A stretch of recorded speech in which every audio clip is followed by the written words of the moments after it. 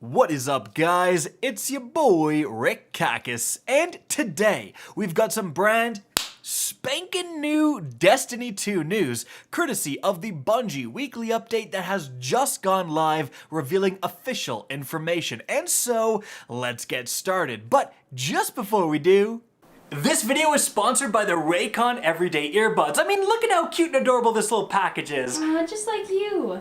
Could you say that? How could you say that? How could you say that? The everyday earbuds look, feel, and sound better than ever, and they come with different sized gel tips, so you're gonna get the perfect fit every time, even for my wife's weird mouse ears. Hey. In fact, the fit is so perfect, they're always gonna stay in your ears. We gave them a test that Raycon themselves wasn't expecting, a gamer rage test. Yo, come on!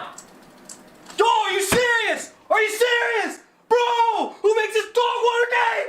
This game's dog water, the developers thinking about this. Dude, they didn't even move. It was crazy. If they can survive that, they can survive your workout or your morning jog. There's also going to be 8 hours of playtime, a 32-hour battery life, and they're priced fantastically, only half the price of other premium earbud brands.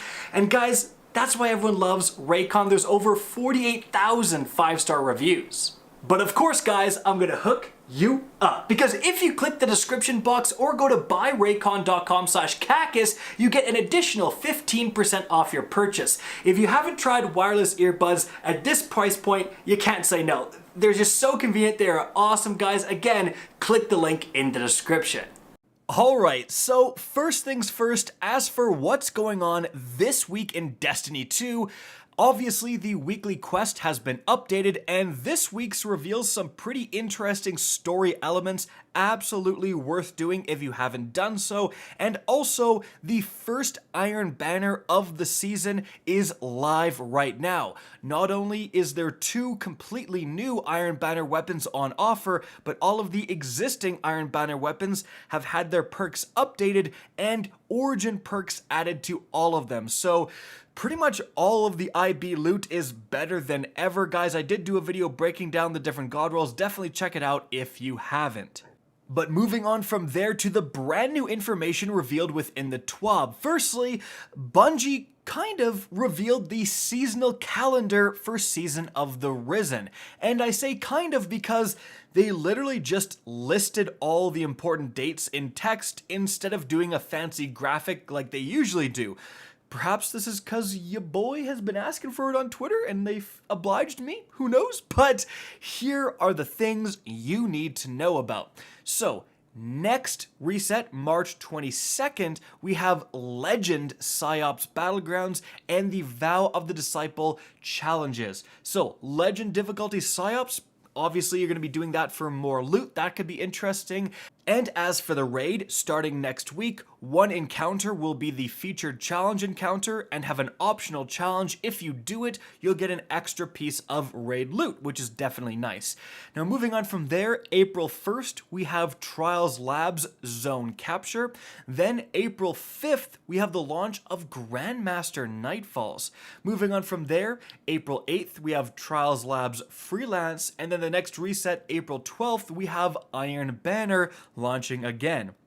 Moving on from there, April 19th, we have the Vow of the Disciple Master difficulty. Now I want to talk a little bit about this because this is super interesting. So, according to the database, what we've seen, there is going to be adept versions of raid weapons. And obviously the raid weapons are incredibly powerful. Like I did a video showcasing their origin perk and some of the rolls they could get. They're just absurd. So obviously getting an adept version is very interesting. You can put on adept mods, but apparently you can't unlock the ability to craft adept raid weapons. You can only craft the normal raid weapons.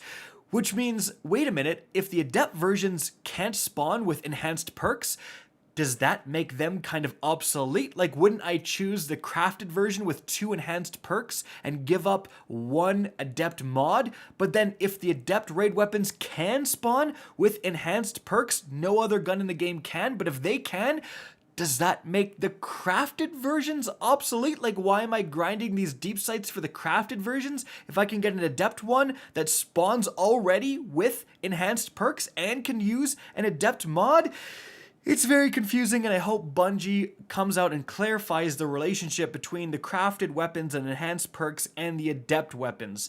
However, moving on from there, April 22nd, we're going to have Trials Labs Zone Capture. Then from May 3rd all the way to May 24th, which I do believe is the end of the season, we have Guardian Games. So that is the competition between Warlocks, Hunters, and Titans. Which class comes out on top? Usually there's some great loot that you can get alongside it, and there's a whole lot of controversy alongside it as well, let me tell you that. So gonna be interesting to see what they do this time. But after that, May 6th, we're going to have Trials Labs Freelance and a community voted map. That's interesting. And then May 10th is going to be the last Iron Banner of the season, I believe. And then May 20th, we have Trials Labs Freelance and Zone Capture. So those are the upcoming important dates that you should mark your calendar for. Bungie does say, who knows, we may have some more things to announce, such as Bungie bounties and community playdates, especially saying that next TWAB that is going to be announced. Moving on from there, guys, Bungie talks about the problems of weapon crafting, because in my opinion, although weapon crafting is a welcome addition, there was a lot of mistakes involved, and one of those mistakes is having the different elements capped at the extremely low 250. And because it costs like 70-ish of those specific elements when you make an enhanced perk, if you craft a couple weapons with enhanced perks, you're basically out of those elements, and you're gonna have to grind dozens of deep sight weapons to get them back.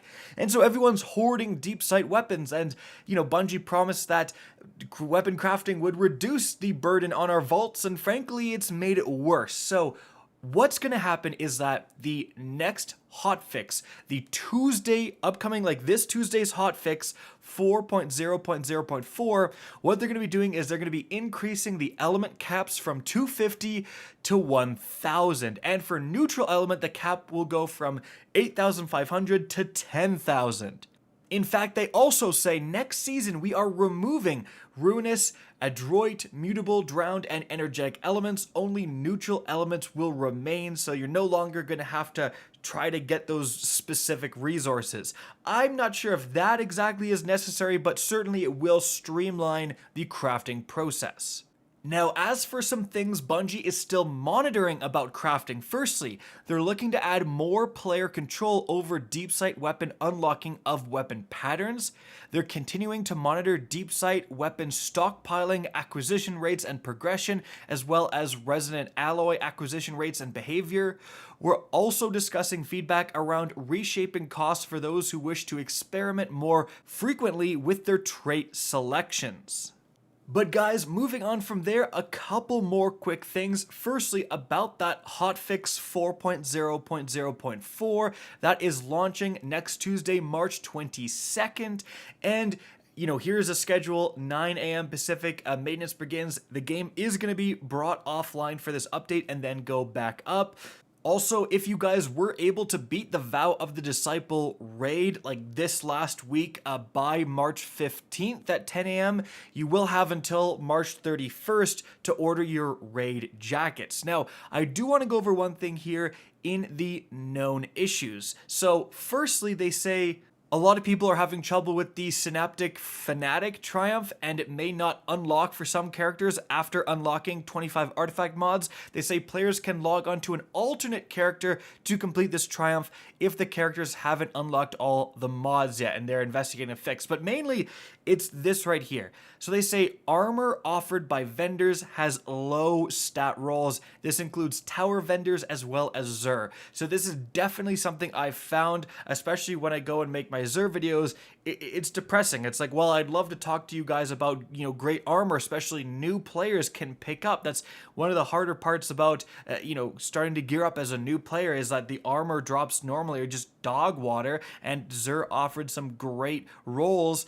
he's just offering crap rolls right now. So they keep saying they're aware of this, so that obviously means that this is not an intentional change. I think a lot of people were like, oh, Bungie has just removed the ability for Xur to sell good armor. No, it is 100% a glitch. So hopefully that gets fixed, because yeah, it's been quite a few weeks now and Xur has offered nothing good. And again, the tower as well is very affected. So hopefully they can fix that soon. Guys, that is it for the video. Hope you enjoyed and found this informative. If you did, please remember to help me out by simply rating and especially sharing this video. If you guys want to see more Destiny 2 content similar to this, don't be afraid to slap that subscribe button. If you want to get in touch with me and keep up to date with the latest channel activity, the best way is to follow me on Twitter at RickCacus. That is linked in the description down below. Again, I hope you enjoyed the video, and as always, have a good day.